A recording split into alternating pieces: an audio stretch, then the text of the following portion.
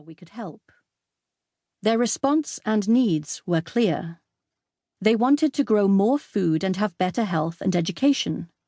With a small grant from the European Union, we helped them restore fertility to the land without the use of chemicals.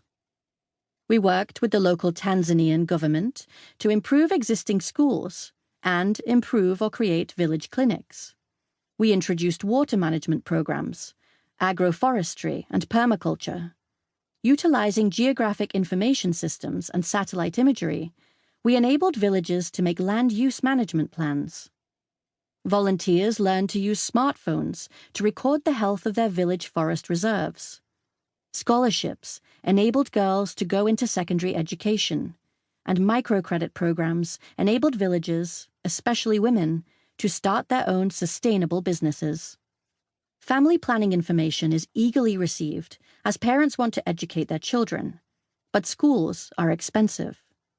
In this way, Takare advances both environmental and social well-being. There are close to 7.9 billion of us on the planet now.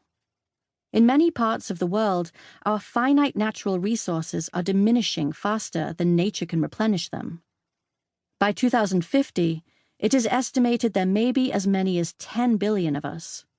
Livestock numbers are also increasing, using up ever more land and water and producing vast amounts of methane gas. Moreover, as people rise out of poverty, they understandably seek to emulate the unsustainable standard of living that we know we must change. If we carry on with business as usual, the future looks, well, grim is hardly a strong enough word. We must develop a new relationship with nature and ensure that our children are equipped to deal with the problems we have created. There are many programs that promote environmental education and others that discuss social justice. I began Roots and Shoots, an environmental and humanitarian movement for youth, in 1991. It now has thousands of groups, preschool through university, in 68 countries.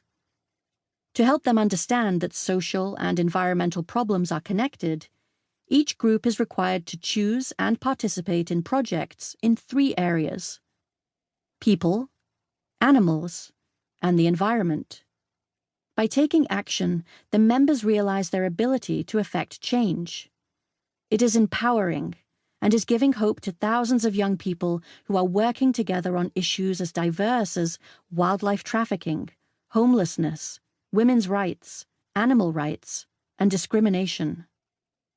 I have 3 reasons for hope: the energy and commitment of youth, the resilience of nature, the forest has returned around Gombe, and the way animal and plant species can be rescued from extinction, and the human intellect, which is focusing on how we can live in greater harmony with nature.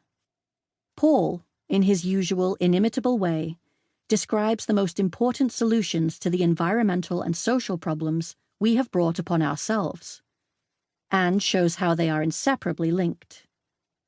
Regeneration is honest and informative, a rebuttal to doomsayers who believe it is too late. He echoes my sincere belief that we have a window of time, that there are practical solutions, and that we and all our institutions can initiate and implement them in order to restore life, climactic stability, and on Earth.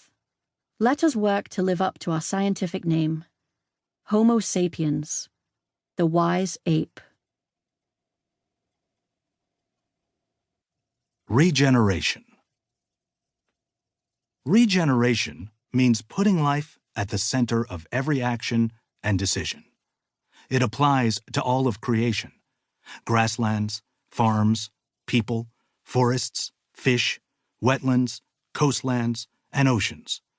And it applies equally to families, communities, cities, schools, religions, cultures, commerce, and governments.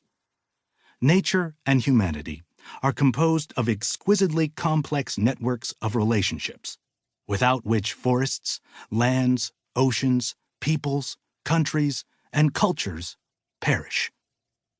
Our planet and youth are telling us the same story. Vital connections have been severed between human beings